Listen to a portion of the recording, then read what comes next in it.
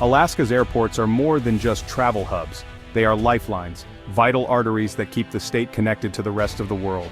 These runways and airstrips link isolated communities, delivering food, medicine, and hope where roads simply don't reach. On a cold, clear day, Ted Stevens Anchorage International Airport, usually alive with the roar of jet engines and the bustle of cargo, fell eerily silent. This wasn't the result of a blizzard, volcanic ash, or any natural force, but a chilling, modern threat from the sky that no one saw coming. The shutdown order came swiftly and without warning, grounding all takeoffs and forcing incoming flights to divert elsewhere. In an instant, the vast Alaskan airspace, usually crisscrossed by planes, became a no-fly zone, an unprecedented move in recent memory.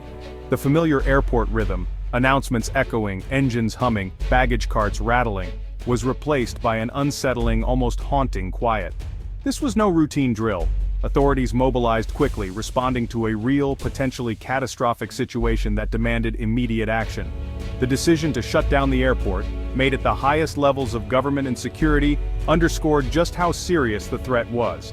Even in the remote stretches of Alaska, 21st-century dangers can appear suddenly, without warning, challenging the very sense of safety. News alerts flashed across screens. Anchorage, usually far from the headlines, was suddenly the center of a national security event. Initial reports were scarce and details unclear, but officials agreed. The threat was both credible and imminent, leaving no room for hesitation. The shutdown acted as a protective shield, thrown up in a moment of crisis to safeguard lives and prevent disaster. What kind of force could breach the open skies of the last frontier so completely, bringing everything to a standstill? The world was watching, waiting for answers. Soon, everyone would find out just how vulnerable even the most remote places can be. The day began like any other at Anchorage Airport: cargo flights, passenger jets, and routine air traffic. The morning bustle was typical, with ground crews moving swiftly and travelers hurrying to their gates, unaware of what was about to unfold. Then suddenly, an anomaly appeared, an unexpected blip on the radar. It was a small, unidentified object moving in ways no plane or drone should, catching the attention of the radar operators. At first it was just a strange signal, flying high in controlled airspace, ignoring all attempts at communication. Controllers tried every frequency, calling out repeatedly, only to be met with complete silence. The object hovered, then suddenly accelerated, changing direction with a speed and unpredictability that defied explanation. Its movements were erratic, unlike anything the controllers had ever seen. It didn't follow any established flight corridor, blatantly violating federal regulations and putting the safety of everyone in the air at risk. Pilots were quickly alerted. Some managed to catch a glimpse of a dark metallic shape darting through the sky, but none could identify what it was. The object seemed to defy normal aviation logic. There was no transponder signal. Controllers were essentially flying blind, unable to track the object with their usual systems. The risk of a mid-air collision grew by the minute as the unidentified object moved unpredictably close to commercial aircraft. Suddenly, the object's trajectory shifted, heading straight for the airport's main runways, raising the stakes to a critical level. This was no longer a curiosity. It had become an imminent and very real danger, with lives potentially at stake. The decision was made without hesitation. The call went out: shut it all down, initiate emergency protocols immediately. Every plane was ordered to the ground, and all incoming flights were diverted away from Anchorage, causing chaos and confusion for travelers. The skies above Anchorage had to be cleared without delay, as controllers worked frantically to reroute aircraft and prevent disaster. The threat was real, and the response had to be just as swift. Emergency teams mobilized, ready to face whatever was coming next. On the ground, confusion quickly turned to growing concern as travelers realized something unusual was unfolding. Flight boards began flipping rapidly to delayed and canceled, leaving passengers stranded and searching for answers. Sarah Jenkins, a terminal barista, recalled the sudden shift in atmosphere. It wasn't like a weather delay. This felt serious, like everyone was holding their breath. Airport staff looked tense, whispering among themselves and offering no clear answers to the growing crowd. In the control tower, an official described the mysterious object as fast, agile, and completely unresponsive to our signals. The unanimous decision was made: a full ground stop, halting all departures and arrivals to prevent catastrophe. Outside, eyewitnesses like photographer David Chen saw a dark, darting shape streaking across the sky, moving too erratically for anyone to capture on camera. The usual roar of jet engines vanished, replaced by an uneasy silence that settled over the terminal and runways. Official statements soon confirmed what many feared: a credible airspace security threat was underway. Multiple agencies, including NORAD, scrambled to track the object, monitoring its unpredictable movements on radar screens. The military's swift involvement made it clear this was no ordinary drone or weather balloon, but something far more concerning. The breach was deemed extremely serious, requiring a powerful, coordinated response from police, emergency crews, and federal authorities.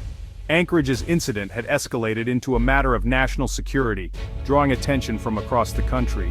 The community waited, anxious and in the dark, as rumors and speculation spread through the terminal. The world watched, captivated and concerned, wondering what could threaten an airport so completely and so suddenly. The stakes had never felt higher, with every minute adding to the tension and uncertainty. The unknown loomed over Alaska, casting a shadow that no one could ignore. Operation Arctic Shield launched within minutes of the shutdown. The FAA, TSA, FBI, and local law enforcement secured the airport and kept order as anxiety grew. NORAD took command of the skies, scrambling F-22 Raptors to intercept the object. Fighter jets streaked overhead, both reassuring and alarming residents. Air traffic controllers rerouted dozens of flights, passenger and cargo, across the western US and Canada. The goal: clear the airspace for military operations, keep civilians safe. Communication was constant, but details about the threat remained confidential. Law enforcement locked down the airport perimeter, restricting access.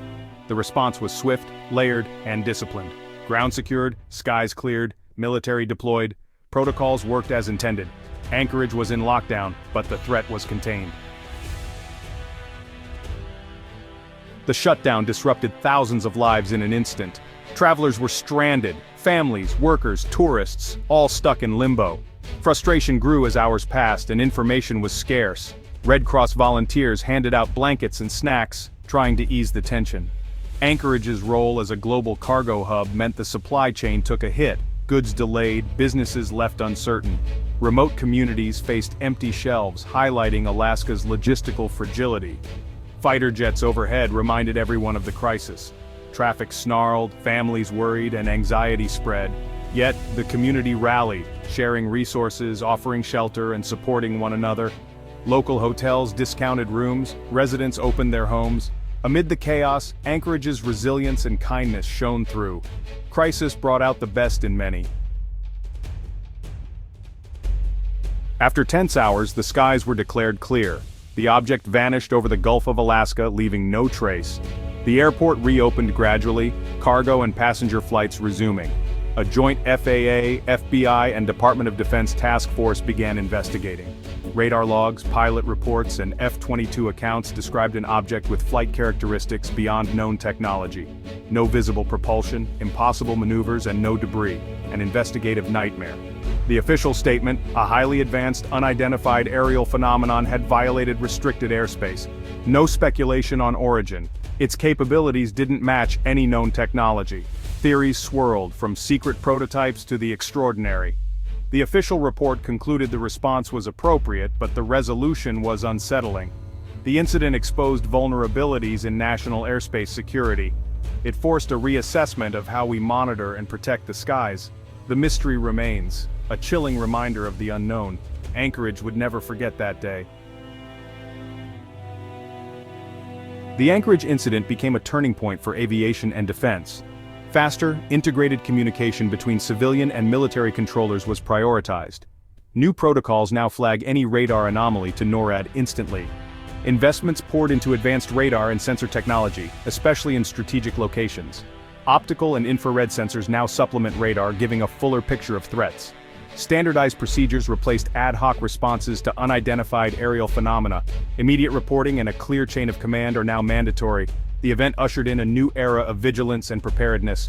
The skies are safer, but the lesson is clear. Adaptability is key in an unpredictable world. Alaska's day of crisis changed airspace security forever.